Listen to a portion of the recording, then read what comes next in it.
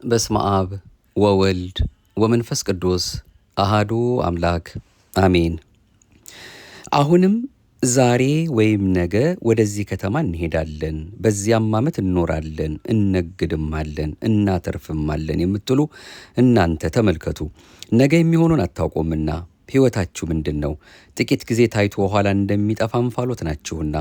በዚህ ፈንታ ጌታ ቢፈቅድ ብንኖርም ይህን ወይም ያን እናደርጋለን ማለት ይገባችኋል። አሁን ግን በትዕቢታችሁ ትመካላችሁ።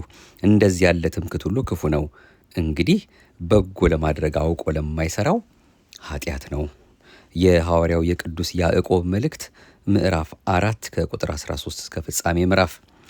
ጥቅሱን ያመጣ ነው እግዚአብሔር አምላካችን በተለይም በምናደርገው ነገር ሁሉ የእሱ ፈቃድ ካልሆነ ምንም የምንሰራው ነገር የለምና አሁንም እርሱ ፈቅዶልን ይህን ወይም ያን እናደርጋለን ማለት ይገባናልና ዕድሜውን አበድሮ ቸርነቱን አብዝቶልን ለዚህ ሰዓትና ደቂቃ በሱ በአምላካችን ሁልጊዜም ተናግረን ዘርዝረን በማንዘልቀው ደግነቱና አባታዊ ፍቅሩ በማያልቅበት ፍቅሩ ለፍርዱ አሳልፎ ሳይሰጠን ይህችን ዕለትና ደቂቃ ባርኮ ቀድሶ ስለሰጠን ከምንም ነገር በላይ እሱን ማመስገን ስለሚገባን ነው። ይህን እንድናደርግ ረድተናልና ክብርና ምስጋና ላንተ ይሁን እያል እንደ ወትሮ ምስጋናችንን ለሱ አድርሰን የዛሬውንም ማህደረ ተዋህዶ እንደ ኦርቶዶክሳዊ ተዋህዶ ቤተክርስቲያናችን እምነት ስርዓትና ትውፊት ወደ እያንዳንዳችን ልቦና አምላካችን ያደርስልን ዘንድ እሱን አጋዥ አድርገን የምንከታተለውን መንፈሳዊ ዩቱብ አገልግሎታችንን ማዳመጥ የጀመር ነው። አሁንም የፍቅር አምላክ የረድኤት ባለቤት አምላከ ቅዱሳን አምላከ ጻድቃን አምላከ ሰማዕታት አምላከ ሐዋርያት አምላከ ነቢያት የንጽሕት ቅድስት ድንግል ማርያም አንድያ ልጇ ጌታችን አምላካችን መድኃኒታችን ኢየሱስ ክርስቶስ ለዚህ ሰዓት ስላደረሰን ስሙ ከአጥናፍ እስከ አጥናፍ ከጠዋት እስከ ማታ ከዘላለም እስከ ዘላለም ከፀሐይ መውጫ እስከ ፀሐይ መጥለቂያ ድረስ የከበረ የተመሰገነ ይሁን። እማምላክ ወላዲተ አምላክም እንደ ዓይን ጥቅሻ የሚደርሰው ፊት የማያስመልሰው አንገት የማያስቀልሰው ዘወትር እኛን የሚጠብቀን ቃል ኪዳኗ አብሮን ስላለ እናከብራታለን፣ እናገናታለን፣ ከፍ ከፍ እናደርጋታለን። የደግነት ባለቤት እንግዲህ ለዛሬም ሰማይና ምድር ሲያልፍ የማያልፈው ቃሉን በኢትዮጵያ ኦርቶዶክስ ተዋህዶ ቤተክርስቲያናችን እምነት ስርዓትና ትውፊት ልንሰማው የሚያስፈልገውን አንድ ርዕሰ ጉዳይ ሊያስተምረን ነው ይኸው የሰበሰበን፣ በዚህ መልኩም እንድንገናኝ የፈቀደልን። ምናልባት እንግዲህ ያው መቼስ ተደራራቢ ነገሮች ስለሚኖሩ አንዳንዴ ዘግየት ብንልባችሁም ታግሳችሁ ትጠብቁናላችሁ ብለን ተስፋ እናደርጋለን። በተለይ ደግሞ ይህንን መርሃ ግብራችን ምናልባት ለረጅም ጊዜ የሚሆን አሁን በቅርብ መከታተል ለጀመራችሁ ዩቱብ የሚነግረን ቢያንስ ከ1800 በላይ መርሃ ግብሮች በዚህ በቆየንባቸው ጊዜያት ወደ እናንተ ደርሰዋል። ፕሌሊስት በተለይ የሚለውን ብትገቡ 4፣ 5፣ 6 ክፍል ያላቸው በአንድ ርዕሰ ጉዳይ የተነሱ ርዕሶች ስላሉ እነሱንም እያተከታተላችሁ እኛ ወደ እናንተ የምናመጣውን አዲስ መርሃ ግብር እስክናደርሳችሁ ድረስ ወደ ኋላ መለስ ብላችሁ የምታዩቸው የምታደምጧቸው መርሃ ግብሮች እንዳሉ ጠቆም ለማድረግ እንወዳለን እና በዚህ መልኩ እንደው ጊዜው ካላችሁ ወደዚያ መለስ እያላችሁ እንድታደምጧቸው በዚሁ አጋጣሚ አሁንም ይህንኑ በአጽንኦት ወደ እናንተ እናደርሳለን። እንግዲህ ለዛሬ መድኃኔዓለም መቼም ጌታ ፈቅዶልን እሱ አምላካችን ቸርነቱ በዝቶልን ካገናኘን ዘንዳ ሁለት የመጽሐፍ ቅዱስ ጥቅሶችን አንስተን ሁለቱም መጥምቀ መለኮት ቅዱስ ዮሐንስን የሚመለከቱ ናቸውና ይህንኑ ለማየት እንሞክራለን። መቼስ መጽሐፍ ቅዱስን እኛ በቁሙ ዝም ብለን ብናነበው እንደዚያ ኢትዮጵያዊ ጃንደረባ በሐዋርያት ሥራ ምዕራፍ 8 ላይ እንደተገለጸው መጽሐፉን እያነበበ ትንቢተ ኢሳይያስ ምዕራፍ 53ን እያነበበ ሳለ ፊልጶስ ሐዋርያ ሲያገኘው የምታነበውን ታስተውለዋለህን ሲለው የሚመራኝ ሳይኖር ይህ እንዴት ይቻለኛል ብሎ ነው የመለሰው። ስለዚህ ቅድስት ቤተክርስቲያን ደግሞ በዚህ ጉዳይ እኛ እንዳንቸገር እንዳንፈተንም የሚመሩ አንድም እያሉ መንፈስ ቅዱስ በነገራቸው በገለጠላቸው መልኩ አመስጥረው የተሰጧት አባቶች አሉና በዚያ መልኩ መጽሐፍት የሚነግሩን ነው። እንግዲህ እየተከታተልን የመጽሐፍ ቅዱሱን ትምህርት በልባችን እንዲያሰርጽልን አምላካችን ደጅ እየጠናን በትህትና በትዕግስት ሆነን መስማት የሚገባንና ለዛሬ ልክ ከዚህን ቀደምም እንደዚሁ የመጽሐፍ ቅዱስ ጥቅሶች አመተን እሱ አምላካችን እንደረዳን መጠን መጽሐፍትን ጠቅሰን እንደምንነጋገርበት ለዛሬም ቅዱስ ዮሐንስ መጥምቅን በተመለከተ ሁለት ጉዳዮችን አንስተን ሁለቱንም ጥቅሶች አስቀድመን እናነብና ምን ለማለት እንደተፈለገ አምላካችን የሚያስተምረንን ምንጭ ጠቅሰን እንዲንከታተላለን። የሚስጥራት ባለቤት ደጋጎቹ አባቶቻችን የገለጸውን ደገኛ ሚስጥር ለእኛም ይግለጽልን። የመጀመሪያው ጥቅስ የምናየው የማቴዎስ ወንጌል ምዕራፍ 11 ከቁጥር 7 ጀምረን እናነባለን። የምንፈልገው ርዕስ ያለው ቁጥር 14 ላይ ነው። ግን ነገርን ከስሩ ውሃን ከጥሩ እንዲሉ እንደ አምላካችን ፈቃድ መጀመሪያ እስኪ ትንሽ ከፍ ያለውን መልእክት እናንብብና ወደ ተነሳንበት ወይም ደግሞ ልናብራራው ወደ ፈለግነው ርዕሰ ጉዳይ እናመራለን። እንዲህ ይላል የማቴዎስ ወንጌል ምዕራፍ 11 ከቁጥር 7። እነዚያም ሲሄዱ ኢየሱስ ለሕዝቡ ስለ ዮሐንስ ሊናገር ጀመረ። እንዲህም አለ፣ ምን ልታዩ ወደ ምድረ በዳ ወጣችሁ? ነፋስ የሚወዘውዘውን ሸምበቆን? ወይስ ምን ልታዩ ወጣችሁ? ቀጭን ልብስ የለበሰ ሰውን? እነሆ ቀጭን ልብስ የለበሱ በነገሥታት ቤት አሉ። ወይስ ምን ልታዩ ወጣችሁ? ነቢይን? አዎን እላችኋለሁ፣ ከነቢይም የሚበልጠውን። እነሆ መንገድህን በፊትህ የሚጠርግ መልእክተኛዬን በፊትህ እልካለሁ ተብሎ የተጻፈለት ይህ ነውና። እውነት እላችኋለሁ ከሴቶች ከተወለዱት መካከል ከመጥምቁ ዮሐንስ የሚበልጥ አልተነሳም። በመንግሥተ ሰማያት ግን ከሁሉ የሚያንሰው ይበልጠዋል። ከመጥምቁም ከዮሐንስ ዘመን ጀምሮ እስከ ዛሬ ድረስ መንግሥተ ሰማያት ትገፋለች፣ ግፈኞችም ይናጠቋታል። ነቢያት ሁሉና ሕጉ እስከ ዮሐንስ ድረስ ትንቢት ተናገሩ። ልትቀበሉትስ ብትወዱ ይመጣ ዘንድ ያለው ኤልያስ ይህ ነው። የሚሰማ ጆሮ ያለው ይስማ ይላል። ስለ ቃሉ አምላካችን ስሙ የከበረ የተመሰገነ ይሁን።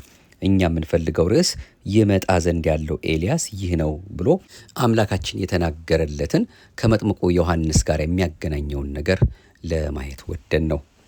ኃይለ ቃሉን የተናገረው ጌታችን መድኃኒታችን ኢየሱስ ክርስቶስ ነው። ስለ መጥምቁ ዮሐንስ ጌታችን በተናገረበት አንቀጽ ይህን ኃይለ ቃል ተናግሯል። ዳግመኛም ኤልያስማ አስቀድሞ ይመጣል፣ ሁሉንም ያቀናል። ነገር ግን እላችኋለሁ ኤልያስ ከዚህ በፊት መጣ፣ የወደዱትንም ሁሉ አደረጉበት እንጂ አላወቁትም። በዚያን ጊዜ ደቀ መዛሙርቱ ስለ መጥምቁ ስለ ዮሐንስ እንደነገራቸው አስተዋሉ ተብሎ ተነግሯል። በማቴዎስ ወንጌል ምዕራፍ 17 ከቁጥር 11 ጀምሮ ነቢዩ ኤልያስ በእሳት ሰረገላ ወደ ሰማይ አድርጓል። ሁለተኛ ነገሥት ምዕራፍ 2 ቁጥር 11 ወደ ሰማይ ያረገ ይሁን እንጂ በቤተ ክርስቲያን ትምህርት መሠረት ሐሳዊ መሲህ በሚመጣበት ዘመን እንደገና መጥቶ በሰማዕትነት ኤልያስ ከሰማይ እንደሚመጣ የሚጠበቅ ሲሆን መጥምቁ ዮሐንስ ደግሞ ከሰማይ የመጣ ሳይሆን በብስራተ መልአክ ከዘካርያስና ከኤልሳቤጥ የተወለደ ነው። ሉቃስ ወንጌል ምዕራፍ 1 ጌታችን ግን ይመጣ ዘንድ ያለው ኤልያስ ይህ ነው ብሎታል። ለምን? ነቢዩ ኤልያስ አሁን መጥምቁ ዮሐንስ ተብሎ መጥቷል ማለቱ አይደለም። ነገር ግን ኤልያስና መጥምቁ ዮሐንስ ተመሳሳይነት ስላላቸው የተናገረው ነው። በመመሳሰላቸውም መጥምቁ ዮሐንስ በኤልያስ መንፈስና ኃይል በፊቱ ይሄዳል ተብሏል። ሉቃስ ምዕራፍ 1 ቁጥር 17። እነዚህ ሁለቱ ታዲያ የሚመሳሰሉበትን 3 መሠረታዊ ነጥቦችን እንመልከት። አንደኛ፣ ሁለቱም ባህታውያን ናቸው። በሕይወት ዘመናቸው ከሰው ርቀው ንጽሕ ጠብቀው እየኖሩ ናቸው። በዚህም አለባበሳቸው አንድ አይነት መሆኑ ተዘግቧል። ኤልያስ በወገቡ ጠፍር ይታጠቅ እንደነበር መጥምቁ ዮሐንስም እንዲሁ ያደርግ ነበር። ሁለተኛ ነገሥት ምዕራፍ 1 ቁጥር 8፣ ማቴዎስ ምዕራፍ 3 ቁጥር 4 ነቢዩ ኤልያስ በቀርሜሎስ ተራራ በኮሬብ ዋሻና በፈፋ ውስጥ ይኖር ነበር።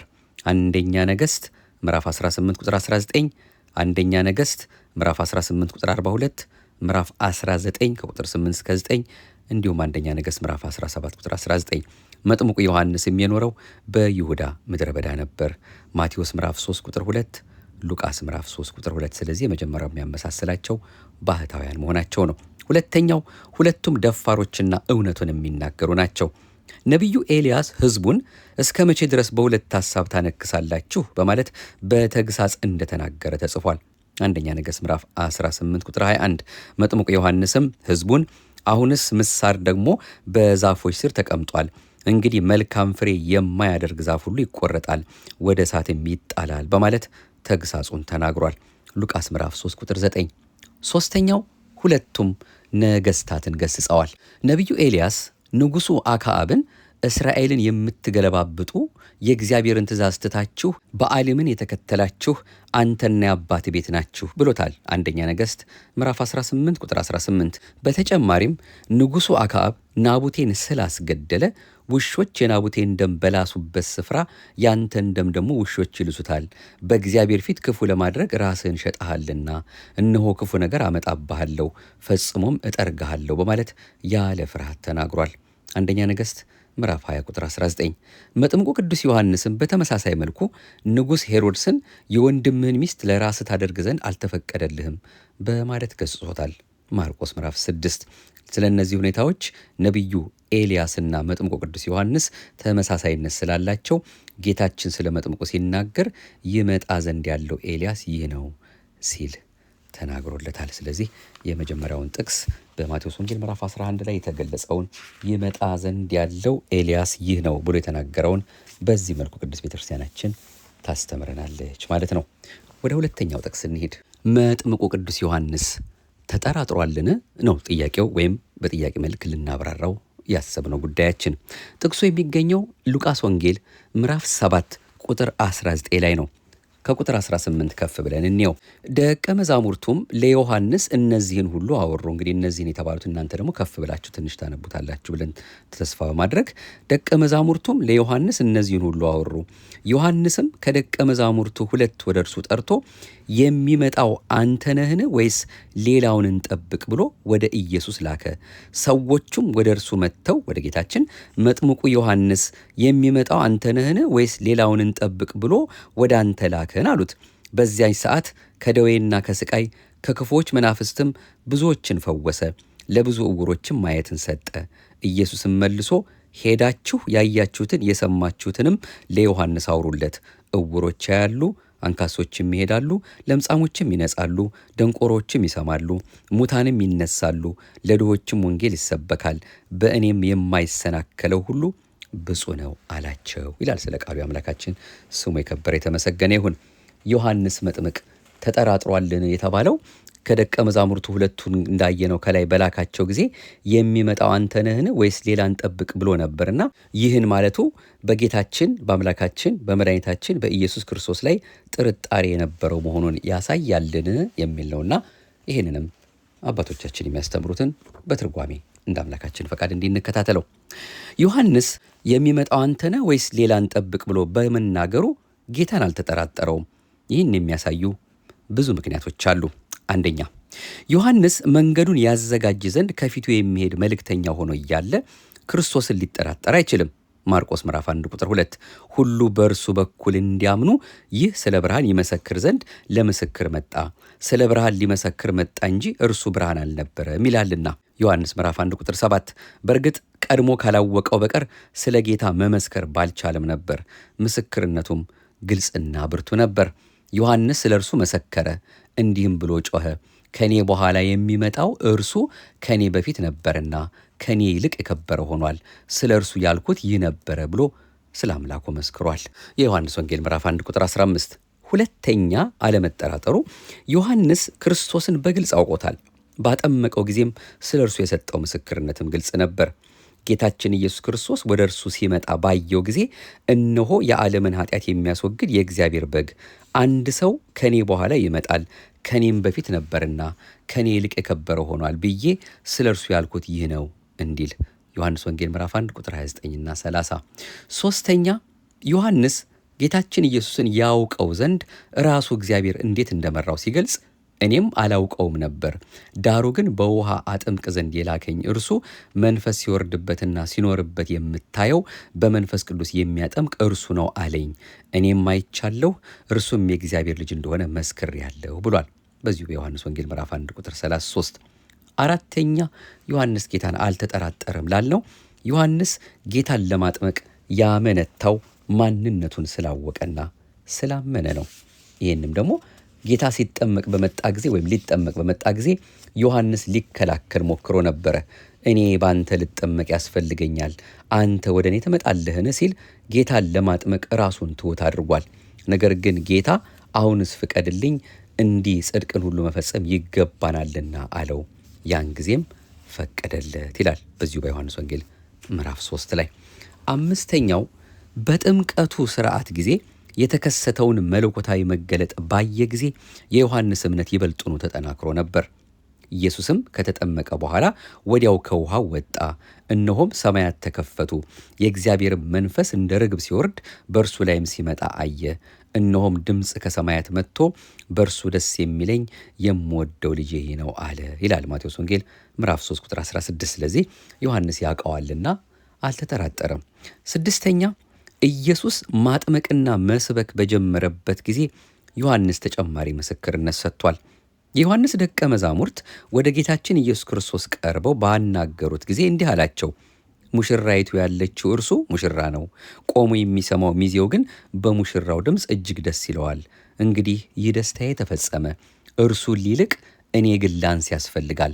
ከላይ የሚመጣው ከሁሉ በላይ ነው። ከምድር የሚሆነው የምድር ነው፣ የምድሩንም ይናገራል። ከሰማይ የሚመጣው ከሁሉ በላይ ነው ብሎ መስክሮለታል በዮሐንስ ወንጌል ምዕራፍ 3 ቁጥር 29። አሁንም ሰባተኛው ነጥባችን ዮሐንስ ጌታን አልተጠራጠረውም ብለን ለተነሳንበት ርዕሰ ጉዳያችን ከጥምቀቱ በኋላ ከሁለተኛው ቀን ጀምሮ መስክሯል። ደቀ መዛሙርቱንም ወደ እርሱ ልኳል። መጽሐፍ ቅዱስ ስለ ጥምቀት ከሚናገረው ዘገባ በኋላ እንዲህ ይላል። በነገው ደግሞ ዮሐንስ ከደቀ መዛሙርቱም 2 ቆመው ነበረ። ኢየሱስም ሲሄድ ተመልክቶ እነሆ የእግዚአብሔር በግ አለ። 2ቱም ደቀ መዛሙርት ሲናገር ሰምተው ኢየሱስን ተከተሉት ብሎ ጽፎልን እናገኛለን በዚህ ዮሐንስ ወንጌል ምዕራፍ 1። 8ኛ ታዲያ ዮሐንስ ከደቀ መዛሙርቱ 2ቱን ወደ ክርስቶስ ልኮ የሚመጣው አንተ ነህን ወይስ ሌላ እንጠብቅ ያለው ለምንድን ነው ቢሉ፣ ቅዱስ ዮሐንስ እነዚህን 2ቱን ደቀ መዛሙርት ወደ ኢየሱስ የላካቸው በእስር ቤት ሳለ ነው። ማቴዎስ ምዕራፍ 11 የክርስቶስን ተአምራት በሰማ ጊዜ አገልግሎቱ እንዳበቃና መሞቱ እንደማይቀር ተረዳ። ከዚያ በፊት ደቀ መዛሙርቱን ለጌታ ኢየሱስ ክርስቶስ አሳልፎ ሊሰጥ ፈልጎ ነበር። ስለዚህም እንዲሰሙ፣ እንዲያዩ፣ ከዚያም ጌታን እንዲቀላቀሉ ከዚህ መልእክት ጋር ላካቸው። ስለዚህም ነው ጌታ ለእነዚህ 2 ደቀ መዛሙርት ሄዳችሁ ያያችሁትን የሰማችሁትንም ለዮሐንስ አውሩለት፣ ዕውሮች ያያሉ፣ አንካሶችም ይሄዳሉ፣ ለምጻሞችም ይነጻሉ፣ ደንቆሮች ይሰማሉ፣ ሙታንም ይነሳሉ፣ ለድሆችም ወንጌል ይሰበካል፣ በእኔም የማይሰናከለው ብፁዕ ነው ማለቱ በዚሁ በማቴዎስ ወንጌል ምዕራፍ 11 እንዳነበብ ነው። ታዲያ ይህ መልእክት ከመጥምቁ ዮሐንስ ይልቅ ለ2ቱ ደቀ መዛሙርት የተሰጠ ነበር። በተመሳሳይ ጊዜ ዮሐንስን በተመለከተ ጌታ ለሕዝቡ እንዲመስክሮለታል። ምን ልታዩ ወደ ምድረ በዳ ወጣችሁ? ከላይ እንዳነበብ ነው። ነፋስ የሚወዘውዘውን ሸምበቆን? ወይስ ምን ልታዩ ወጣችሁ? ቀጭን ልብስ የለበሰ ሰውን? እነሆ ቀጭን ልብስ የለበሱ በነገሥታት ቤት አሉ። ወይስ ምን ልታዩ ወጣችሁ? ነቢይን? አዎን እላችኋለሁ፣ ከነቢይም የሚበልጠውን። እነሆ መንገድህን በፊትህ የሚጠርግ መልእክተኛዬን በፊትህ እልካለሁ ተብሎ የተጻፈለት ይህ ነውና። ማቴዎስ ምዕራፍ 11 ከቁጥር 8። ጌታችን እንዲህ ብሎ ስለ አንድ ስለተጠራጠረው ሰው ምስክርነት መናገሩ ምክንያታዊ አይሆንልንም። የመጨረሻውና 9ኛው ቅዱስ ዮሐንስ ለተናገረው ጉዳይ አልተጠራጠረም ስንል ቅዱስ ዮሐንስ መጥምቅ በክርስቶስ ላይ ስለነበረው እምነት የሚነሳው ጉዳይ ነው። ቅዱስ ዮሐንስ ከክርስቶስ ጋር የተዋወቀው ገና በእናቱ ማኅፀን ሳለ ነው። ቅድስት ኤልሳቤጥ ዮሐንስን በጸነሰች ጊዜ ልትጠይቃት ለመጣችው ቅድስት ድንግል ማርያም እንዲህ ብላት ነበር። እነሆ የሰላምታሽ ድምፅ በጆሮዬ በመጣ ጊዜ ጽንሱ በማኅፀኔ በደስታ ዘሏልና። የሉቃስ ወንጌል ምዕራፍ 1 ቁጥር 44። ዮሐንስ ገና በእናቱ ማኅፀን ሳለ የዘለለው በድንግል ማርያም ውስጥ ላለው ሕፃን ነበር። ይህ እንዴት ሊሆን ይችላል? የጌታ መልአክ ስለዚህ ጉዳይ እንዲህ ሲል ተናግሮ ነበር። በጌታ ፊት ታላቅ ይሆናልና የወይን ጠጅና የሚያሰክር መጠጥ አይጠጣም። ገናም በእናቱ ማኅፀን ሳለ መንፈስ ቅዱስ ይሞላበታል ይላልና። ሉቃስ ምዕራፍ 1 ቁጥር 15። እንግዲህ ለዛሬ እንደሱ እንደ አምላካችን ፈቃድ 2 የመጽሐፍ ቅዱስ ጥቅሶችን አንስተን በተለይም ከዚህ ከአዲስ ዘመን ጋር በተያያዘ ሁሌም የምናነሳው የመጥምቀ መለኮት የቅዱስ ዮሐንስን ሕይወት ስለሆነ ይህንንም እንዳናልፈው በማለት ነው። መጥምቀ ዮሐንስ ተጠራጥሯልን የሚለው ሁለተኛው ያየ ነው ማለት ነው። የሚመጣው አንተ ነህን ወይስ ሌላ እንጠብቅ ብሎ ሲናገር እንዳልተጠራጠረ እነዚህ 9 ነጥቦች ምክንያት ሆነውን፣ ትምህርት ሆነውን፣ ምስጢር ሆነውን እንይዛቸዋለን። እንዲሁም ደግሞ ይመጣ ዘንድ ያለው ኤልያስ ይህ ነው ተብሎ ሲነገርስ ምን እንደሆነ ወይም ደግሞ በዚያ ያለውንም ትርጓሜ እግዚአብሔር አምላካችን ይኸው በቸርነቱ ለዛሬ የሚገባንን ትምህርት አስተምሮናል። እንከን የሌለባት ነቅ የሌለባት አንዳችም የማይጎልባት የሁላችን እናት የሆነችዋ የነጻች የጎላች የተረዳች እቺ የተዋህዶ ቤተክርስቲያናችን የተዋህዶ እምነታችን በዚህ መልኩ እንግዲህ በብዙ ቦታ ልናገኘው የማንችለውን ትርጓሜ አንድም እያለች እያመሰጠረች እንደምታስተምረን አንድ ማሳያ ነው ብለን ተስፋ ስለምናደርግ ነው። እንግዲህ ስለምንማር ስለምንኖርበት እንድንኖርበትም ስለሚያስፈልግ ነው።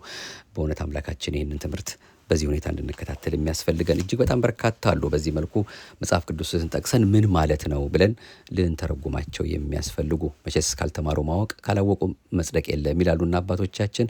በዚህ መልኩ እንግዲህ የምንጠይቀውን ወይም ደግሞ በአእምሯችን የሚመላለሱ የተለያዩ ጥያቄዎችን ይኸው መጽሐፍ እንደነገሩን ወደ እናንተ እያመጣን ለሁላችንም ትምህርትና ሕይወት የሆነን ዘንድ አምላካችን ደግነቱ በስቶልን እንዲያስተምረን እየተማጸን አሁንም አብዝተን አብልጠን መከታተላችን እንቀጥላለን። ለዚህች ዕለትም አድርሶ ያስተማረንም የመከረንም በደግነቱ ብዛት በልባችን እንዲጽፍልን እሱ አምላከ ቅዱስ ዮሐንስን ደጅ እየጠናን የምንከታተለው አምላካችን ከምንም ነገር በላይ ለሱ አሁንም ክብርና ምስጋና ላንተ ይገባሃል እያልን የሰማነውን ለፍሬ እንዲያደርግልን እየተማጸን ነው። የዛሬው መርሃ ግብራችን እንግዲህ እዚህ ላይ ገታ እናደርጋለን። ከላይ እንግዲህ በመግቢያው ለመግለጽ እንደሞከር ነው ምናልባት አንዳንድ ጊዜ የተለያዩ መንፈሳዊ ህይወታችን የሚዳስሱ የሚነኩ ማህበራዊ ህይወታችንም ብዙ ስለሆነ በዚያ እንደው ዘግይተንባችሁ ብንመጣ መምጣታችን አይቀርም። በችስ እግዚአብሔር እንደፈቀደ እድሜውን እስከሰጠን ድረስ እየተማማርን እንሰነብታለን። እሱ አምላካችንን አጋዥ አድርገን ማለት ነው። እማያልቅ ስለሆነ የቅድስት ቤተክርስቲያናችን ትምህርት እንደው ብንዘገይባችሁ ግን በማህደረ ተዋህዶ ዩቱብ ላይ እጅግ በጣም በርካታ እናንተም ሳትሰሟቸው ያለፋችኋቸው እጅግ በጣም በርካታ ርዕሰ ጉዳዮችን ወደ ኋላ መለስ ብላችሁ ልታዩ ትችላላችሁ። በተለይ ፕሌሊስት የሚለው ውስጥ ብትገቡ እንግዲህ መቼስ ሁሌም ስለምንለው ነው ይሄንን እዛ ላይ ብትገቡ የቆዩ መርሃ ግብሮቻችን በተለይ አንድ አይነት ርዕስ ያላቸው ስለ ጸሎት ለምሳሌ 6 ፕሮግራም ቀርቦ ከሆነ 6ቱም አንድ ላይ ስለ እመቤታችን፣ ስለ ጌታችን፣ ስለ ነገረ ድህነት፣ ስለ ቅድስት ቤተክርስቲያን፣ ስለ ጸሎት፣ ስለ በተለያየ መልኩ ብቻ ቤተክርስቲያን የምታስተምረውን ትምህርት በዚያ ላይ ስለምታገኙ ገድላትም መልካም መልኮችም አሉላችሁ። እነሱንም እየሰማችሁ ልትቆዩን ትችላላችሁና በዚህ መልኩ እግዚአብሔር አምላካችን በእውነት የወደደው እንዲያደርግልን ፈቃዱ ይሁንልን። ያው እንግዲህ ምናልባት በእናንተ ድጋፍ ወደ 200,000 የሚሆን ሰብስክራይበር ልንደርስ ትንሽ ነው የቀረን። ያው ዞሮ ዞሮ የሚከታተለው በጣም ትንሽም ቢሆን ያው አንድ ሰውም ቢሆን መድኃኔዓለም ተምሮ አውቆ በሰማይ ደስታ ስለሚደረግ የቤተክርስቲያናችንን ትምህርት ሰምቶ መመለሱ ላይ መለወጡ ላይ ስለሆነ እኛ ለአንድ ሰውም ቢሆን መርሃ ግብሩ ቢቀርብ እጅግ በጣም ደስተኞች ነን። ግን እናንተ በእናንተ በኩል የሚሆነውን ማለት ነው ለሚያደምጡ ሁሉ ማዳረሳችሁን ግን እንዳትረሱብን ከወዲሁ ለመጠቆም እንወዳለን። የሰማነውን አምላካችን አሁንም ለሕይወት፣ ለፍሬ፣ ለበረከት፣ ለመለወጥ፣ ለጽናት፣ ለመጽናናት ያደርግልን። በቅድስት ቤተክርስቲያናችን ያበርታን። የደግነቱን ስራ ይስራልን። ሀገራችን ኢትዮጵያን በዓይነ ምሕረቱ መድኃኔዓለም ኢየሱስ ክርስቶስ ይመልከትልን። ከሱ የሆነውን ሰላሙን ይስጥልን። እኛም በመውጣት በመግባታችን ሁሉ እሱን ጠርተን እሱን ደጅ ጠንተን ተማጽነን እናቱን አደራሽን ብለናት በቅዱሳን ቃል ኪዳን ሁሉ ታምነን ምንም የሚጎልብን ነገር የለምና የሁላችንም መጨረሻ ስለ ደጋጎቹ ብሎ አምላካችን በይቅርታውና በደግነቱ ብዛት እንዲያሳምርልንና ይህን ደግሞ አዲሱን ዘመን ወደሱ የምንመለስበት የንስሐ የምስጋና የበለጠ ጸጋ የበለጠ ወደሱ የምንቀርብበት በሃይማኖት የምንጸናበት ትላንት ያላደረግነውን ነገር ሁሉ በጸሎት የምንበረታበት የማንጸልይ ከሆነ የምንጸልይበት የማንመጸውት ከሆነ የምንመጸውትበት ቅድስት ቤተክርስቲያናችን የምንረዳበት በተለያየ ሙያም ውስጥ ገብተን የምንረዳበት ብቻ እግዚአብሔር በሰጠን ነገር መልሰን ለእግዚአብሔር ክብር የምናውልበት ድሆችን የምንመለከትበት አምላካችን የወደደውን መልካሙን ስራ እንድናደርግ እሱ አምላካችን በቸርነቱ እንዲረዳን ፈቃዱ ይሁንልን። መርሃ ግብራችንን ስንጀምር ትዝ ብላችሁ እንደሆነ በጎ ለማድረግ አውቆ ለማይሰራው ኃጢአት ነው ይላል ያዕቆብ ምዕራፍ 4 ላይ።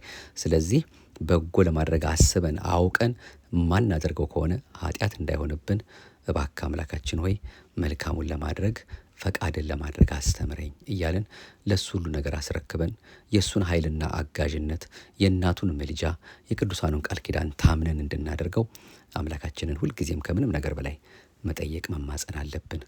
ሁላችንም ለክብር ያብቃን። አቤቱ አንተን መፍራትን በልቦናችን በጎ አምልኮትህንም በህሊናችን ጨምር። ዮሐንስ መጥምቀ መለኮት ዮሐንስ መጥምቀ መለኮት በረከት ይደር በኛ ሕይወት በረከት ይደር በኛ ሕይወት በረከት ይደር በኛ ሕይወት በረከት ይደር በኛ ሕይወት ዮሐንስ መጥምቀ መለኮት ዮሐንስ መጥምቀ መለኮት በረከት ይደር በኛ ሕይወት በረከት ይደር በኛ ሕይወት በረከት ይደር በኛ ሕይወት በረከት ይደር በኛ ሕይወት። እናንተ ደግሞ ሶስተኛውን በሉት። አምላካችንን ለማጥመቅ የታደለ ይህ ታላቅ ነቢይ ሐዋርያ ቅዱስ ዮሐንስ በረከቱ ትደረግልን ትብዛልን። አሜን። ይቆየን።